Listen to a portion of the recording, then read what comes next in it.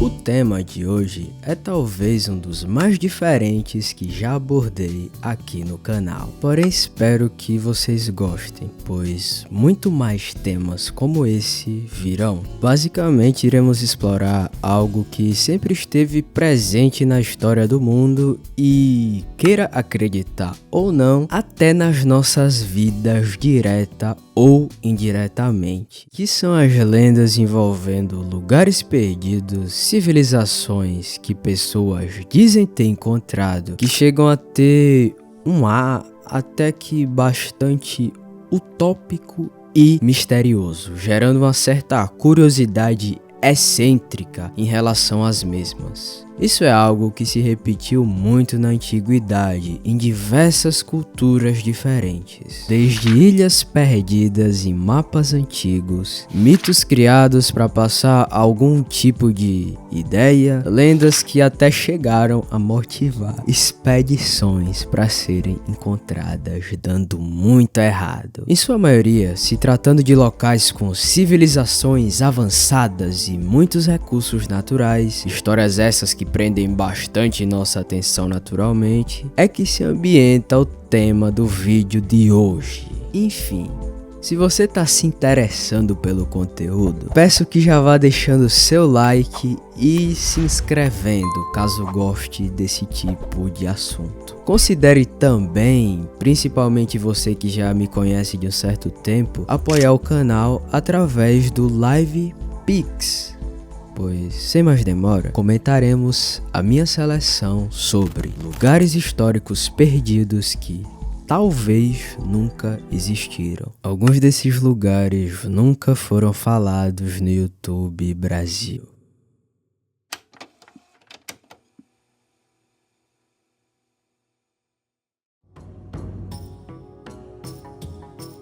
Para começar, a maior referência quando se trata desse tipo de assunto, a cidade perdida de Atlântida. Como o nome já diz, é descrita como uma ilha presente no Oceano Atlântico, nas proximidades da Península Ibérica, atual região onde hoje em dia conhecemos como Portugal e Espanha, na Europa Ocidental, com origem datada de tempos bastante antigos, lá naquela época de Platão, importante filósofo grego que ajudou a difundir o mito e que usava esse tipo de narrativa como forma de aplicar os conceitos que observava. Ele também foi quem criou, que eu pessoalmente acho que vale muito a pena ser estudado, o mito da caverna, que eu acho bastante interessante. Indo para a documentação sobre a cidade, a mesma era descrita como um local de alto desenvolvimento humano, a nível gigantesco, né? Porque tem aquela pitada de lenda. Nas áreas de tecnologia, economia e áreas militares.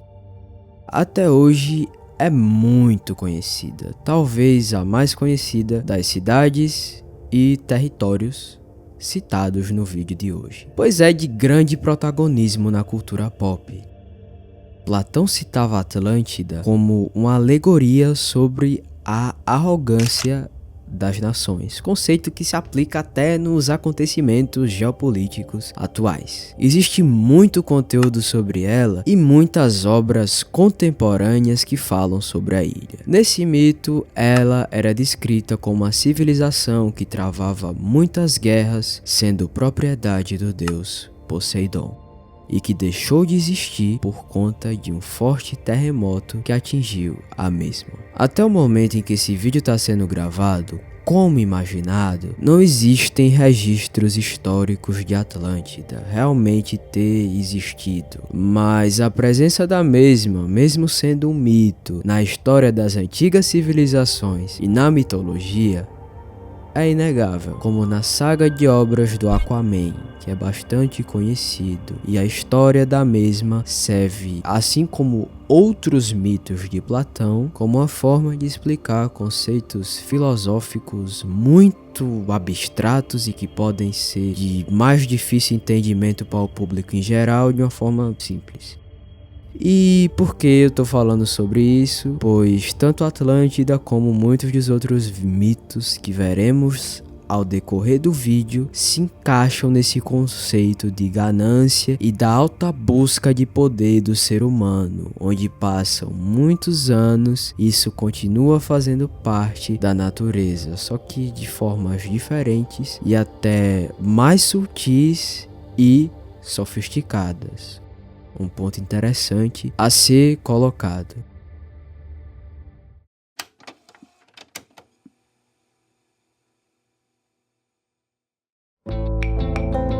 Saindo para um pouco mais à esquerda do Mediterrâneo e descendo um pouco para o Atlântico Sul, aqui na América Latina, onde a gigantesca maioria do público desse canal reside, apesar que, se não me engano, tem alguns portugueses que me assistem. Galera de Portugal, já comenta aí e manda aquele salve. Chegamos na cidade de Eldorado. Como o nome já diz, a mesma era descrita oralmente como um lugar repleto de minas de ouro, tendo a origem do mito datada da época da forte colonização espanhola no continente, onde hoje se localiza a Colômbia, onde a mesma era sujeita ao vice-reinado de Nova Granada. Para fins de não confusão, devo explicar que existem muitas cidades aqui na América atual com esse mesmo nome, como na Venezuela, no estado de Bolívar, também nos Estados Unidos, no Arkansas e aqui no Brasil,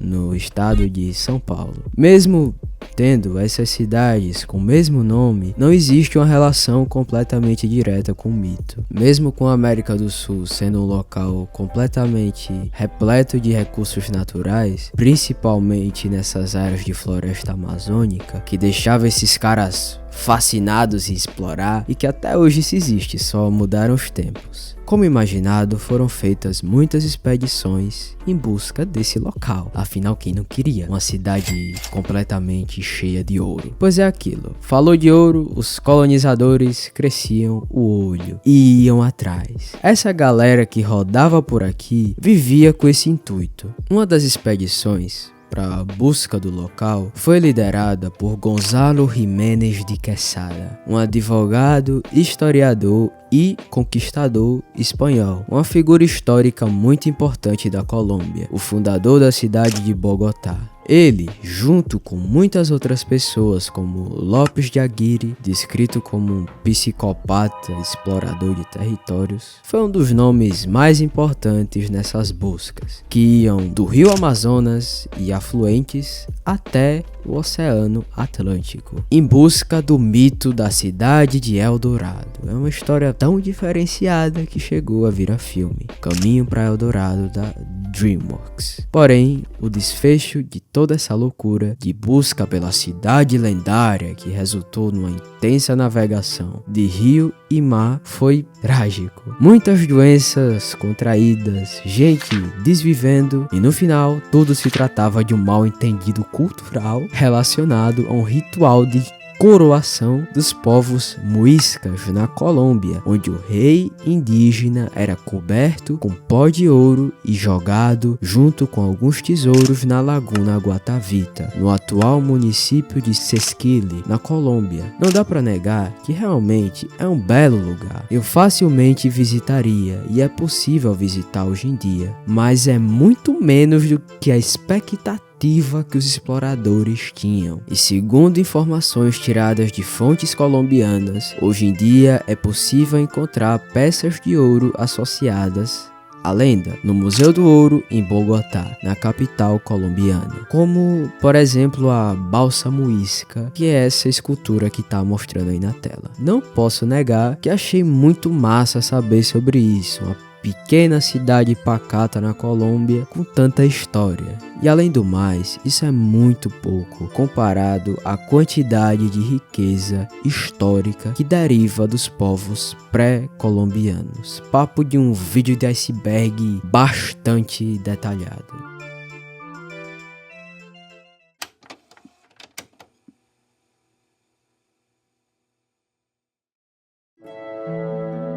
Saindo da nossa vizinha Colômbia e indo para Ásia, nas montanhas de Himalaia, Shangri-La. Ela surge da criação literária do escritor inglês James Hilton, chamada Horizonte Perdido, de 1933, que o título é praticamente a tradução do nome da cidade. Segue o mesmo padrão das outras citadas, só que em clima gelado de montanhas no Tibete. Segue toda aquela mística de lugar cheio de pessoas boas, que convivem em harmonia, com paisagens paradisíacas e terras férteis. Aquele tipo de história que só de ouvir já dá para imaginar facilmente pessoas se aventurando para encontrar essa cidade. Porém, no resumo do livro, os protagonistas acabam caindo lá sem pretensão alguma, quando o avião deles, diplomatas, acaba caindo nas montanhas tibetanas, onde são guiados por um grupo de monges budistas que habitam o local, para essa cidade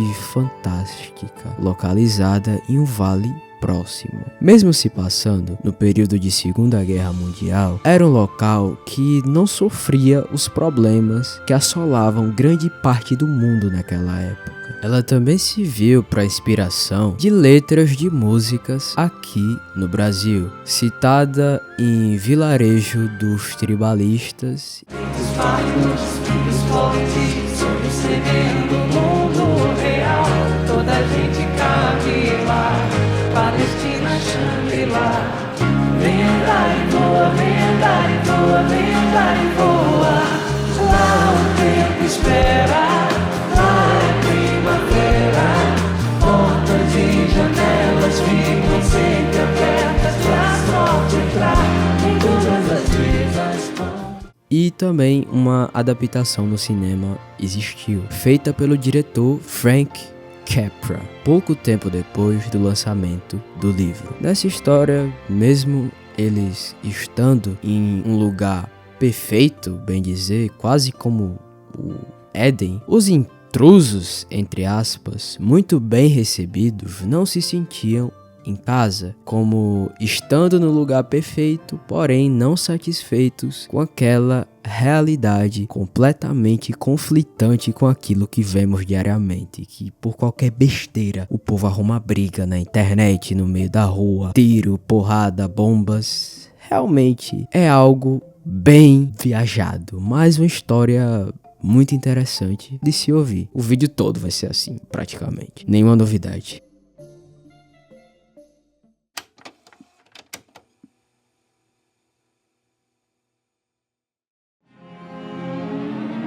E agora chegamos no Brasil, porém, não entenda errado, não esse Brasil que conhecemos, e sim um Brasil mais longe, em um lugar um pouco mais frio, na costa oeste da Irlanda, a ilha de High Brasil. Esse foi sem dúvidas um dos lugares que mais me motivou a fazer o vídeo de hoje, quando eu ouvi falar sobre no YouTube. Esse Brasil existiu até mesmo antes das invasões das terras que hoje a gente mora. É aqui que o vídeo começa a ir mais profundo, saindo dessa atmosfera pesada de colonização e maluco se arriscando na vontade de ficar rico, pegando doença. A gente chega em um Brasil que, diferente do que a gente vive, não é um país gigantesco, cheio de territórios distintos, mas sim uma ilha utópica na mitologia irlandesa. Apesar de ter o nome do nosso país, não existe realmente nenhuma relação sobre ela e o Brasil como conhecemos hoje, tendo supostamente existido até mesmo antes da exploração na América. O nome deriva de algo como Ilha de Breassal, vindo do gaélico, que Breassal seria algo como um alto rei. O primeiro mapa que surgiu dessa ilha aparece entre os anos 1300. Chega a ser um rabbit hole histórico bastante interessante, muito tempo antes de 1500. Essa ilha fantasma aparecia de forma misteriosa em alguns mapas. Pessoas diziam que era uma ilha mística que tinha muitos recursos naturais em abundância, porém que a ilha só aparecia de 7 em 7 anos. Eu sei, parece realmente uma loucura, mas existem relatos de pessoas que dizem ter avistado a ilha. Um homem chamado Captain Rich diz ter chegado tão perto que descobriu um porto no local. Quando tentava chegar mais perto, uma névoa envolvia ele e a tripulação, não conseguindo avançar até a costa. Outros relatos após dizem já ter até explorado e encontrado castelos, sempre com essa atmosfera de névoa, de mistério e até especulações de que ancestrais vinham dessa ilha. Porém, os fatos históricos sobre esses períodos relatam que era muito comum serem criados lugares aleatórios nos mapas, sem nunca terem existido, para prevenir o plágio entre os cartógrafos. Das duas uma, ou essa galera tá certa e estão até hoje tentando esconder isso de nós, ou realmente isso aí é uma loucura completa e eles meteram a história de pescador brabo gigantesco. Achei uma ilha lá que tem muito ouro. E depois disso eu peguei um jacaré gigantesco só no anzol e matei ele na chinelada.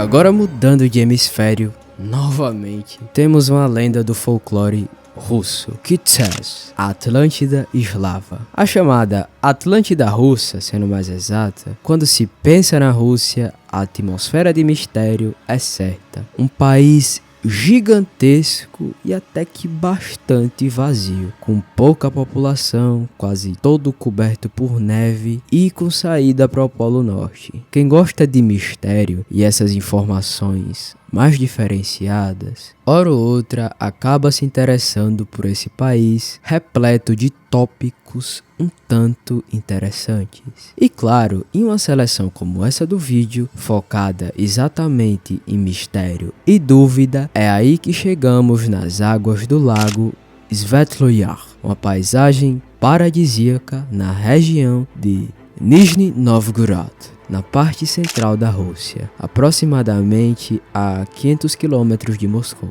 Até o momento que esse vídeo está sendo gravado, eu sou o primeiro ou um dos poucos do YouTube Brasil a falar sobre isso. Indo para a lenda, segundo os relatos, a cidade teria sido construída pelo príncipe Gregory II no século XIII, no contexto de invasão mongol, onde a cidade teria ficado invisível durante a invasão dos mesmos. A lenda é documentada pela primeira vez em um livro com o nome de Crônicas de Kitas, livro anônimo do século XVIII, que algumas pessoas acreditam a seita dos velhos crentes que haviam se separado da Igreja Ortodoxa, que é a religião que exerce grande influência na Rússia. Na maioria dos povos, do mesmo jeito que a católica romana tem muita influência aqui no Brasil, mesmo que nem todos os brasileiros sigam. Na lenda, é contado que o governante mongol Batu Khan estava junto com o exército invadindo terras russas, até que ele escuta falar sobre Kitas e decide ir até lá. Ideia genial. Porém, ocorre algo que ele não esperava. Quando o exército tenta avançar, vendo o povo não se importando em se defender, ou pelo menos se defender com armas, os encontra focados em oração por providência vinda de Deus. Em um certo momento, a cidade começa a submergir em água, ficando apenas o lago, como um milagre divino. Hoje em dia, a região do lago Svetloyar é um lugar repleto de águas cristalinas e vegetação. Deve ser massa pegar uma canoa e ir lá no fundo pescar e depois contar mentira sobre ter achado a cidade, claro, né? Não pode faltar isso. O mais louco dessa história, além do fato de a cidade desaparecer, é que além de ser algo extremamente absurdo, dependendo da crença que você tenha, não é impossível acreditar, apesar que existem alguns boatos que até hoje é possível encontrar essa cidade. Seria realmente apenas uma lenda criado por alguns russos meio malucos ou um testemunho de um milagre divino em resultado de um povo que teve fé? Deixe sua opinião nos comentários.